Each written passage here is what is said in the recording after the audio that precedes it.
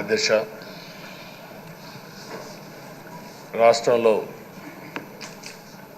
రాష్ట్రంలోనే కాదు తెలుగు రాష్ట్రాల్లో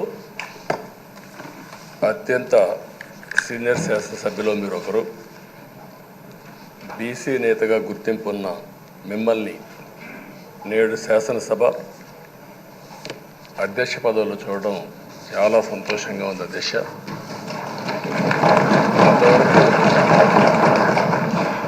మిమ్మల్ని సభలో ఇక్కడ చూసాం, ఈరోజు అధ్యక్ష స్థానంలో చూస్తున్నాం. చాలా ఆనందంతో చాలా గర్వపడుతున్నాం. అందరి ఆమోదంతో 16వ శాసనసభకు స్పీకర్గా ఏకగ్రీవంగా ఎన్నికైన మీకు నా హృదయపూర్వక అభినందనలు, శుభాకాంక్షలు. ఈరోజు ఇక్కడ చాలామంది కొత్త శాసనసభ్యులు వచ్చారు.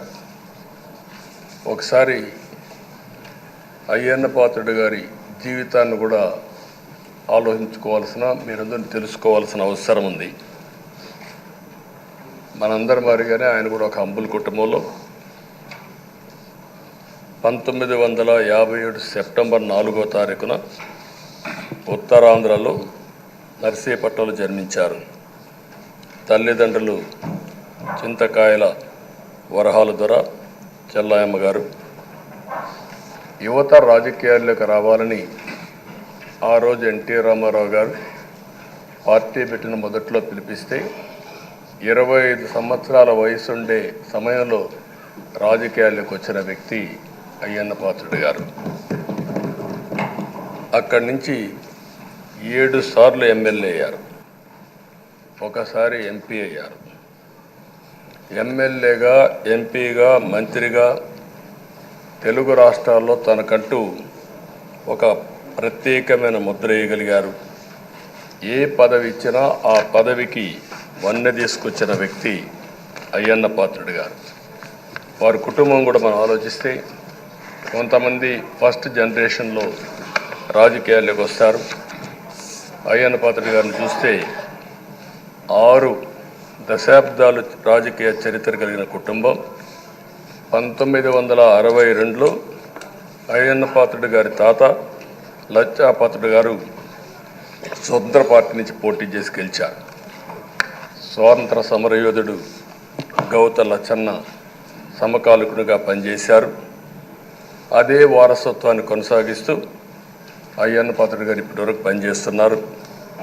83, 85, 94, 99, 2004, 2014, 2024లో ఎమ్మెల్యేగా విజయం సాధించారు.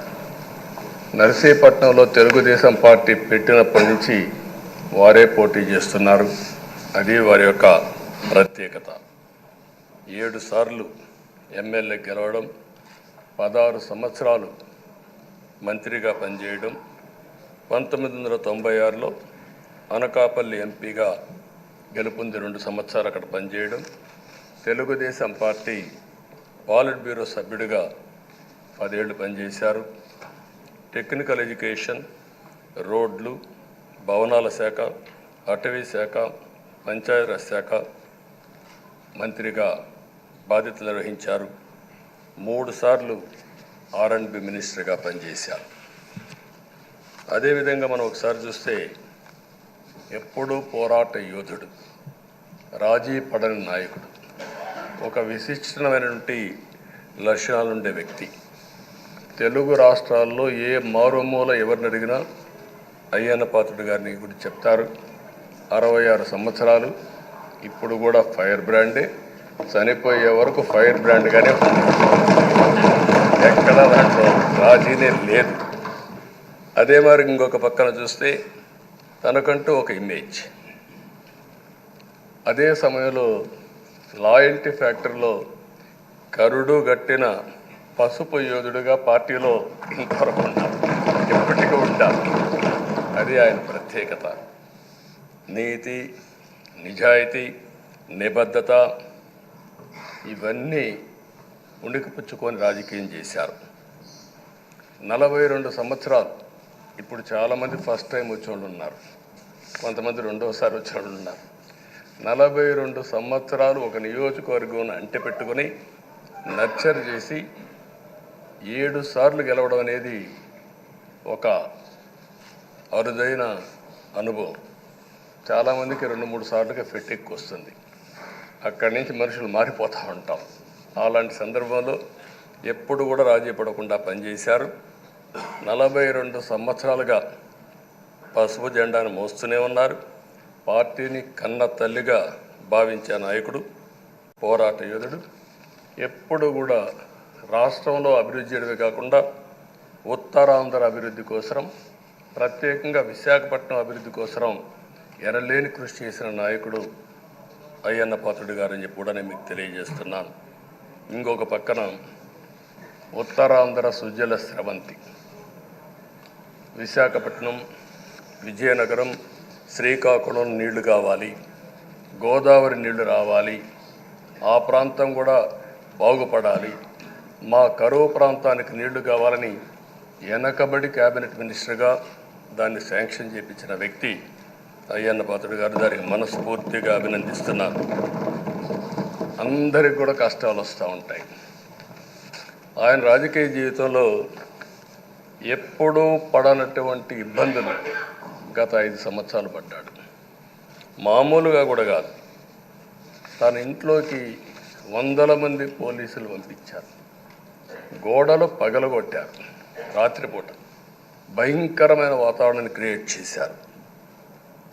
ఒక స్టేషన్లో కాదు, అనేక పోలీస్ స్టేషన్లో కేసులు పెట్టారు.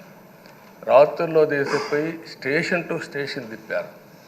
ఎక్కడా భయపడలా, ధైర్యంగా ఉన్నాడు. 23 కేసులు పెట్టారు. అందులో దగ్గర 10 కేసులు ఒక సిఐడిని పెట్టారు. అయితే రాజీలేని పోరాటం చేసి మనోనిబ్బరంతో ముందుకు పోయిన వ్యక్తి.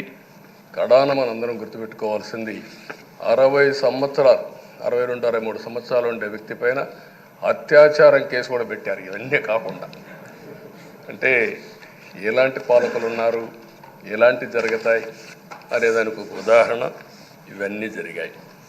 అయితే ఒక్క విషయం ఉండే సభ్యులందరికీ విజ్ఞప్తి చేస్తున్నాను. ప్రతి ఒక్క నాయకుల్లో కూడా ఒక స్ఫూర్తిదాయకమైన సంఘటనలు ఉంటాయి. అందుకే ఇన్నిసార్లు గెలుస్తారు. అలాంటి మన అయ్యన్న పాత్రుడు గారిలో ఉండే మంచి పాజిటివ్ పాయింట్స్ అన్నీ కూడా మీరు కూడా ఆలోచించుకోవాల్సిన అవసరం ఉంది. ఒక వ్యక్తి చట్టసభకు రావడం ఒక అరుదైన గౌరవం. ఇది ఒక అవకాశం. కొన్ని లక్షల మందిలో ఆ అవకాశం మనకు వస్తుంది. ఆ అవకాశంతోనే మనం అందరం ఇక్కడికి వచ్చాం. అయితే మనం అందరం గుర్తుపెట్టుకోవాల్సింది, మనల్ని ఎంపిక చేసిన ప్రజలకి ఏం చేయాలి, తాత్కాలికంగా ఏం చేయాలి, ఒక టైం బౌండ్ ప్రోగ్రాంలో ఏం చేయగలుగుతాం, దీర్ఘకాలంలో ఏం చేయగలుగుతామో మనం అందరం ఆలోచించుకుని అలాంటి సమస్యల్ని పరిష్కారం చేయాల్సిన బాధ్యత మనందరి పైన ఉంది. అంతేకాకుండా ఈరోజు ఎక్కుండే ఎమ్మెల్యేలందరినీ కోరుతున్నాం, మనందరి పైన ఒక పవిత్రమైన ఉన్నతమైన బాధ్యతని తెలుసుకొనవలసిన అవసరం ఉంది. చట్టసభల్లో సభ్యుల ప్రవర్తన, వ్యాఖ్యలు, చర్చలు, మనం ఏదో ఇక్కడ అపోజిషన్ ఉంటే అపోజిషన్కే జవాబుదారితనం, వాళ్ళ మీద మాట్లాడాలనే ఆలోచన కాకుండా మనం మాట్లాడే విషయాలు రాష్ట్రం మొత్తం ప్రజలంతా వాచ్ చేస్తూ ఉంటారు. మీ నియోజకవర్గంలో ఉండే ప్రజానీకం వాచ్ చేస్తారు, రాష్ట్రమంతా వాచ్ చేస్తారు. ఒక సభ్యుడిగా మీరు సమర్థవంతంగా పనిచేస్తే ఎక్కడ లేని గౌరవం వస్తుంది. దానికి మనందరం కృషి చేయాల్సిన అవసరం ఉంది. అయితే ఓసారి బాధేస్తుంది, గడిచిన 5 సంవత్సరాలు శాసనసభ అంటే చాలా భిన్నంగా నడిచింది. ఎంతో పవిత్రమైన శాసనసభను గత ప్రభుత్వం ఒక వికృతమైన పోకడలు, నీచ రాజకీయాలు, వ్యక్తిత్వ హననానికి ఒక వేదికగా చేశారు. ఇదే అసెంబ్లీలో దూషణలు, బూతులు, విక్రింతలు, కక్ష సాధింపులు, మైకు లేకుండా పోవడం ఒకటి కాదు, చాలా సమస్యలు వచ్చాయి. అదే సమయంలో ఫస్ట్ టైం వచ్చిన ఎమ్మెల్యే బాధ్యతారాహిత్యంగా 6-7 సార్లు గెలిచిన ఎమ్మెల్యేలని వెక్కిరించడం, బూతులు తిట్టడం, చాలా వల్గర్గా ప్రవర్తించే పరిస్థితికి వచ్చారు. ఆ రోజు ప్రభుత్వం యొక్క వైఫల్యాల్ని క్వశ్చన్ చేస్తే వాళ్ళపైన సభలోనే దాడి చేయడం, నీచంగా మాట్లాడడం, వాళ్ళ మనోభావాలు దెబ్బతీయడం, ఇవన్నీ చేసే పరిస్థితికి వచ్చారు. ఇక్కడుండే నాయకులు నేను చూశాను. ఆ రోజు తెలుగుదేశం పార్టీ 23 మంది గెలిచాం. జనసేన లేరు, బీజేపీ లేరు. కానీ ఆ 23 మందిని గెలిచినాక ఇదే అసెంబ్లీకి వస్తే వాళ్ళు ప్రవర్తించిన తీరు మీరు చూస్తే చాలా బాధాకరంగా ఆ రోజు పనిచేసే పరిస్థితికి వచ్చారు. ఆ రోజు ఒక్క విషయం మీరు చూస్తే,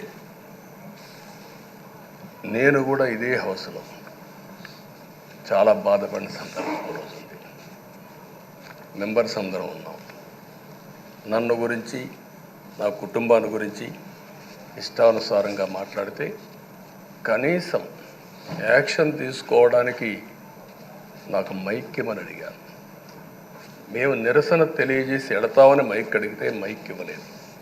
ఇవ్వకుండా మీరు చూస్తే మామూలు సంఘటన కాదు. ఆ రోజు నేను ఒక మాట చెప్పాను, ఇది గౌరవ సభ కాదు, మీరు నాకు మైక్ కూడా ఇవ్వడం లేదు.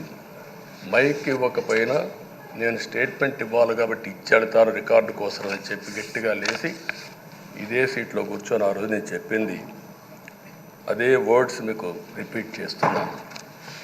నేను స్టేట్మెంట్ ఇవ్వాలనుకున్నాం, మీరు మైక్ ఇవ్వకుండా చేశారు. అయినా నాకు బాధ లేదు. మళ్ళీ చెప్తున్నా, ముఖ్యమంత్రిగానే ఈ హౌస్కు వస్తాను తప్ప అదర్వైజ్ నాకు రాజకీయాలు అవసరం లేదు. ఇది ఒక గౌరవ సభ కాదు. ఇలాంటి గౌరవ సభలో నేనుండనని మరొక్కసారి చెప్తూ మీకు నమస్కారం. ప్రజలకు విజ్ఞప్తి చేస్తున్నా, నా అవమానం మీరు అందరూ అర్థం చేసుకొని నిండు మనసుతో ఆశీర్వదించాలని కోరుతూ ఈ సభ నుంచి వాకౌట్ చేస్తున్నానని చెప్పి వాకౌట్ చేసి బయట ప్రెస్ కాన్ఫరెన్స్ పెట్టాను. ఎందుకు ఈ విషయం చెప్తున్నానంటే, నా జీవితంలో ఇది 9వసారి నేను ఎమ్మెల్యే. ఈ రాష్ట్రంలో తెలుగు జాతిలో నాకు వచ్చిన అవకాశాలు ఏ నాయకుడికి రాలేదు. 14 సంవత్సరాలు ముఖ్యమంత్రిగా పనిచేశాను. ఇప్పుడు మళ్ళీ ముఖ్యమంత్రి అయ్యాను. 15 సంవత్సరాల అపోజిషన్ పార్టీ లీడర్గా పనిచేశాను. కానీ తిరుపతిలో నా పైన దాడి జరిగింది. 24 క్లేమోర్ మైన్స్ నా మీద బ్లాస్ట్ చేశారు. ఆ రోజు కూడా నా కళ్ళలో నీళ్ళు రాలేదు. మొట్టమొదటిసారిగా ఎలాంటి సంబంధం లేని నా సతీమణి పైన ఆరోపణలు చేశారు. ఆ ఒక్కరిపైన కాదు, ఈ రాష్ట్రంలో ఆడపడుచులందరిపైన, గౌరవంగా బ్రతికే ఆడబిడ్డలందరినీ అవమానం చేయడం, సోషల్ మీడియాలో పెట్టడం, క్యారెక్టర్ అసాసినేషన్ చేయడం, ఇలాంటి చాలా సంఘటనలు జరిగాయి. దానికి పరాకాష్ఠగా ఆ రోజు శాసనసభ్యులు కానీ, కొంతమంది అయితే భవానీ శాసన సభలో సభ్యురాలుగా ఉండి ఎన్నో పోస్టింగ్స్ పెట్టే పరిస్థితికి వచ్చారు. అలాంటి సంఘటనలు చూసిన తర్వాత ఫస్ట్ టైం నా జీవితంలో ఆడబిడ్డల కోసరం ఇలాంటి హననాన్ని చేశారని బాధపడుతూ కంటతడి పెట్టాను. ఆ రోజే అనుకున్నా, ఇలాంటి పార్టీ ఈ రాష్ట్రానికి అరిష్టం, ఇలాంటి వ్యక్తిత్వం ఉండకూడదు. మళ్ళీ ఈ రాష్ట్రాన్ని గౌరవ సభ చేసి హోందాగా నడిపించే వరకు నేను పనిచేస్తానని చెప్పి ఒక శపథం చేశాను. ఆ శపథం ప్రకారమే ప్రజలు గెలిపించారు, వచ్చాను. ఈరోజు 2 సంవత్సరాల తర్వాత, ఆ రోజు నేను వెళ్ళింది 2021 నవంబర్ 19వ తారీఖున వెళ్ళాను. నిన్న మీ అందరి ఆశీస్సులతో, ప్రజలందరి యొక్క ఆమోదంతో ఈ సభలోకి ఎంటర్ అయ్యాం. నాకు జరిగిన అవమానం కానీ, ఆడబిడ్డలకు జరిగిన అవమానం కానీ భవిష్యత్తులో ఎవరికీ జరగకుండా కాపాడే బాధ్యత ఈ అసెంబ్లీ తీసుకోవాలని అందరినీ కోరుకుంటున్నాను. నా గౌరవాన్ని కాపాడిన ప్రజానీకానికి మరొకసారి మనస్ఫూర్తిగా ధన్యవాదాలు, అభినందనలు. నా జీవితాంతం రుణపడి ఉంటా. మళ్ళీ నాకు జన్మనంటే తెలుగువాడుగా పుట్టాలని, తెలుగు గడ్డ రుణం తీర్చుకోవాలని నా ఆకాంక్ష. తప్పకుండా ఇచ్చేస్తాను. మొన్న మీరు ఒక్కసారి చూస్తే ఎన్నికల్లో ఇక్కడుండే శాసనసభ్యులందరికీ అనుభవం ఉంటుంది. ఎక్కడో అమెరికాలో ఉండే వ్యక్తులు 5 లక్షలు 10 లక్షల రూపాయలు ఖర్చు పెట్టుకుని ఓటొచ్చి ఓటేయడం, నెల 2 నెలలు పనిచేసే పరిస్థితికి వచ్చారు. వేరే రాష్ట్రాల్లో ఉండే ప్రతి ఒక్కరూ ఇది నా బాధ్యత అనే ఉద్దేశంతో అందరూ వచ్చి ఓట్లేసే పరిస్థితికి వచ్చారు. కొన్ని సంఘటనలు చూస్తే ఆశ్చర్యం వేస్తుంది.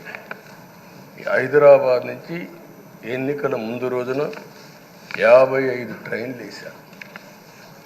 55 ట్రైన్లో ఫుట్పాత్లపై నిలబడుకొని వచ్చారు. ఏసీలో ఫుల్గా, మామూలుగా ఏసీ అంటే ఒక ప్రెషర్ ఉంటుంది, ఎక్కువ మంది ఉంటే గాలి ఆడదు. అయినా కూడా లెక్క పెట్టుకోకుండా వచ్చారు. వీళ్ళందరినీ మనం పిలిస్తే రాలా, మనం ఆర్గనైజ్ చేస్తే రాలా. కానీ ప్రజలు గెలవాలి, ఈ రాష్ట్రాన్ని కాపాడుకోవాలని పిలిపించాం. ఎన్డీఏ, పవన్ కళ్యాణ్ గారు, బీజేపీ, తెలుగుదేశం ముగ్గురం కలిసి దాంతో స్పందించి పెద్ద ఎత్తున ప్రతి ఒక్కరూ మా బాధ్యతను వచ్చారు. అదే మాదిరిగా పేదవాడు భోజనం తెచ్చుకొని బస్సుల్లో వచ్చి ఓటేసి మళ్ళీ వెళ్ళారు. అంటే అంత అభిమానం చూపించారు. వాళ్ళ రుణం తీర్చుకోవాల్సిన బాధ్యత ఈ సభ పైన ఉందని చెప్పి మీ అందరికీ తెలియజేస్తున్నా. ఆ బాధ్యతని మన కళ్ళ ముందు ఎప్పుడూ కనపడవలసిన అవసరం ఉంది. ఈరోజు రాష్ట్రం విధ్వంసమైన రాష్ట్రాన్ని మళ్ళీ గాడిన పెట్టాలి. మంత్రులందరం ప్రమాణ స్వీకారం చేశాం, పవన్ కళ్యాణ్ గారు అందరం కూడా చేశాం. కానీ ఈరోజు ఒక్కసారి ఆలోచిస్తే ఎక్కడున్నామో తెలియని పరిస్థితి, ఎంత అప్పు ఉందో తెలియని పరిస్థితి, చాలా సమస్యలు ఉన్నాయి. అయితే ప్రజలు మంచి ఎమ్మెల్యేలు ఎన్నుకున్నారు. నేను కానీ, పవన్ కళ్యాణ్ గారు కానీ, బీజేపీ కానీ, అగ్రనాయకత్వం అందరం కూడా, నరేంద్ర మోడీ గారితో సహా, ఇంకొక పక్క అమిత్ షా గారు అందరం కూడా మీటింగ్లు పెట్టినప్పుడు చాలా స్పష్టంగా హామీలు ఇచ్చాం. అవి నమ్మారు, మనలందరినీ ఎంపిక చేసుకున్నారు. మీరందరూ కలిసి ఒక మంచి వ్యక్తిని, రాజకీయాల్లో గౌరవాన్ని కాపాడే వ్యక్తిని, పార్టీని నమ్ముకున్న వ్యక్తిని మీరు ఎన్నుకున్నారు. ఈరోజు మనందరం కూడా గుర్తుపెట్టుకోవాల్సింది, ఇక్కడికి వచ్చినప్పుడు అవతల పార్టీ వాళ్ళు కూడా మనం ఎగతాళి చేయాల్సిన అవసరం లేదు. ప్రజల పనిష్మెంట్ ఇచ్చారు. ఇదే హౌస్లో నేను చూశాను. 23 సీట్లు మాకు వచ్చాయి. నేను బాధపడ్డాము. కానీ ప్రజాస్వామ్యాన్ని గౌరవించాలనే ఉద్దేశంతో ప్రజాస్వామ్యుతంగా పనిచేశాం. 23వ తారీఖు ఎన్నికల రిజల్ట్స్ వస్తే దాన్ని వక్రీకరించి 23వ తారీఖున దేవుడు రాసిన స్క్రిప్ట్ ఇది, మీకు 23 సీట్లు వచ్చాయని మాట్లాడారు. ఇప్పుడు నేను అడుగుతున్నాను, కూటమికి 164 సీట్లు వచ్చాయి. 1, 6, 4 కూడుకుంటే 11 వస్తుంది. రాష్ట్రంలో దగ్గర 1631 రోజులు అమరావతి రైతాంగం ఆడబిడ్డలు ఉద్యమం చేశారు. ఆ 4 నెంబర్లు కలుపుకుంటే 1, 6, 3, 1 కలుపుకుంటే 11 వస్తుంది. అంటే ఇది కూడా భగవంతుడి స్క్రిప్ట్ అయినా కూడా నేను మాట్లాడడం లేదు, నేను కామెంట్ చేయడం లేదు. ఈరోజు ఉంటే వాళ్ళకు కూడా అర్థమయ్యేది.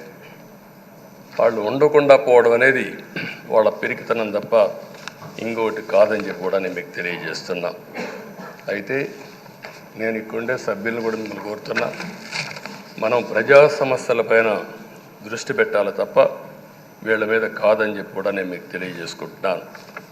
ఆ రోజు పవన్ కళ్యాణ్ గారిని అసెంబ్లీ గేటు కూడా తాకనీయం అని పెద్ద డైలాగులు చెప్పారు. 21 సీట్లలో పోటీ చేస్తే 21 సీట్లని గెలిపించిన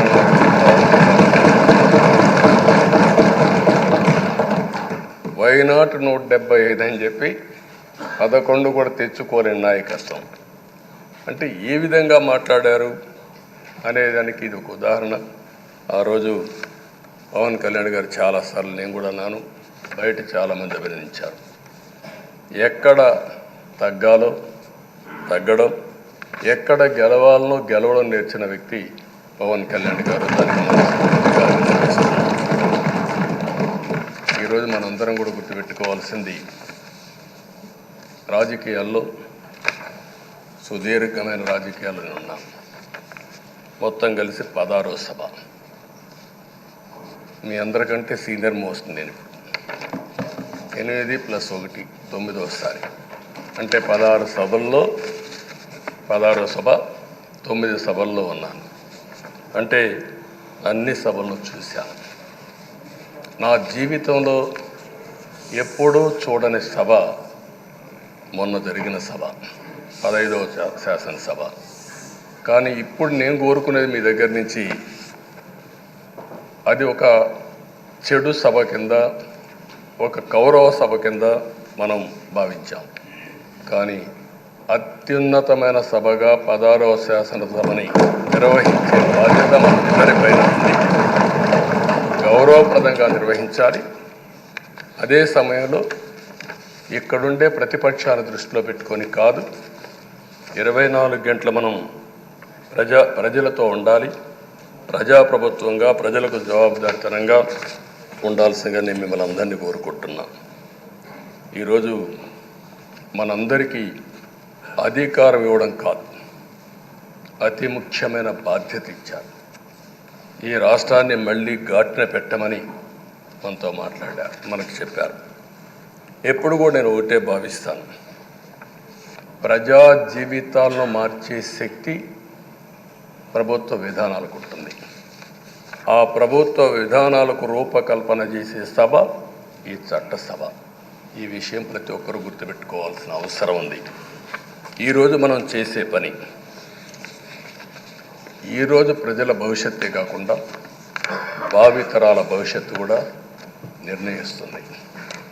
ఈరోజు భారతదేశం 91లో ఆర్థిక సంస్కరణలు వచ్చాయి.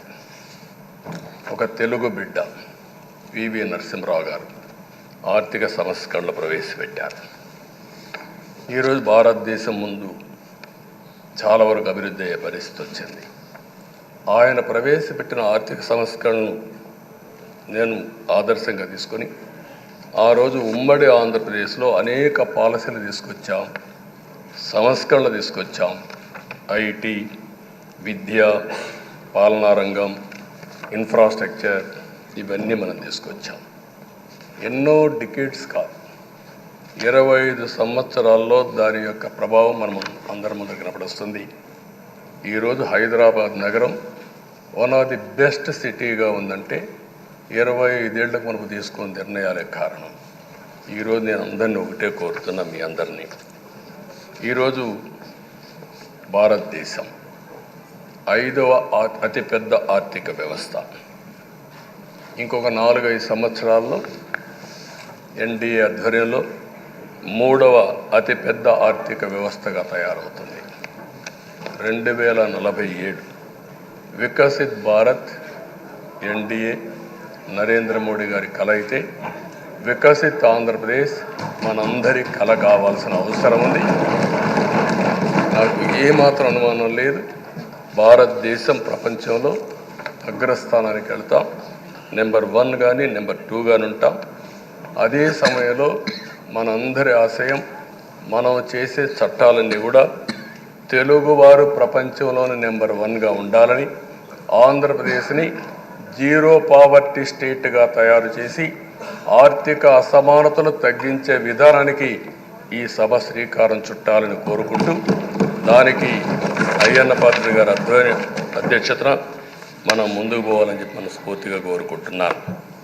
ఇంకొక పక్క ఈరోజు మీరందరూ కూడా గుర్తుపెట్టుకోవాల్సింది, ఈ సభలో దూషణలు, వెకిలి చేష్టలు అవి కాకుండా ఉందాతనంతో ప్రతి ఒక్కరం కూడా ముందుకు పోయే విధంగా కార్యక్రమాన్ని తీసుకుపోవాల్సిందిగా నేను కోరుతున్నాను. 16 సభలు మనం చూసాం. ఈ 16 సభలు మీరు చూస్తే ఆంధ్రప్రదేశ్ శాసనసభ హేమీలు వచ్చారు. అందులో టంగుటూరి ప్రకాశం పంతులు, ఎన్జి రంగా, నీలం సంజీవరెడ్డి, బెజవాడ గోపాల్ రెడ్డి, తెన్నేటి విశ్వనాథం, గౌత లచ్చన్న, పివిజి రాజు, పుచ్చలపల్లి సుందరయ్య, అయ్యదేవర కాళేశ్వరరావు, చండ్ర పుల్లారెడ్డి, వావిలాలు గోపాలకృష్ణయ్య, మోటూరి హనుమంతరావు, గుంటూరి బాపనయ్య, కాకాని వెంకటరత్నం లాంటి ఉద్దండులందరూ వచ్చారు. వీళ్ళు కాకుండా పివి నరసింహారావు ఈ రాష్ట్రంలోనే పుట్టి కేంద్రం నుంచి ఆర్థిక సంస్కరణలు తీసుకొచ్చారు. ఇంకో పక్కన ఎన్టీ రామారావు గారు, ఒక చరిత్ర సృష్టించిన యుగ పురుషుడు ఎన్టీ రామారావు గారు. వీళ్ళందరూ మనకు ఆదర్శం కావాలని మనస్ఫూర్తిగా కోరుకుంటున్నాను. అందుకని ఈరోజు ఒక పక్కన చూస్తే చట్టసభల విలువ తెలిసిన వ్యక్తి అయ్యన్న పాత్రుడు గారు. అనేక సందర్భాల్లో ఒక్కోసారి ఆవేశాలు మెంబర్లో వచ్చాయి. అవన్నిట్లో మీరు కూడా భాగస్వాములుగా ఉన్నారు. కానీ ఈరోజు నేను కోరుకునేది మీ ఆధ్వర్యంలో రాజ్యాంగ స్ఫూర్తి నిలుస్తుందని, ప్రజాస్వామ్యాన్ని కాపాడుతారని, ఈ సభ హోందాగా నడుస్తుందని దాంట్లో నాకు ఏమాత్రం అనుమానం లేదు. ఆ నమ్మకం ఉంది. దానికి మరొక్కసారి మీ యొక్క ఆధ్వర్యంలో భగవంతుడు అన్ని విధాల మీకు ఆ శక్తినివ్వాలని, తప్పకుండా ఈ అసెంబ్లీ సెషన్స్లో ఈ 5 ఏళ్లలో రాష్ట్రానికి కొన్ని సమస్యలు ఉన్నాయి. వాటి మీద ఎక్కువ మనం ఫోకస్ పెట్టాల్సిన అవసరం ఉంది. రాజధాని కట్టుకోవాలి, పోలవరం పూర్తి చేసుకోవాలి, నదుల అనుసంధానం చేసుకోవాలి, పెట్టుబడులు రావాలి, మౌలిక సదుపాయాలు కలిగించాలి, బీసీలకు, బడుగు బలహీన వర్గాలకు న్యాయం చేయాలి.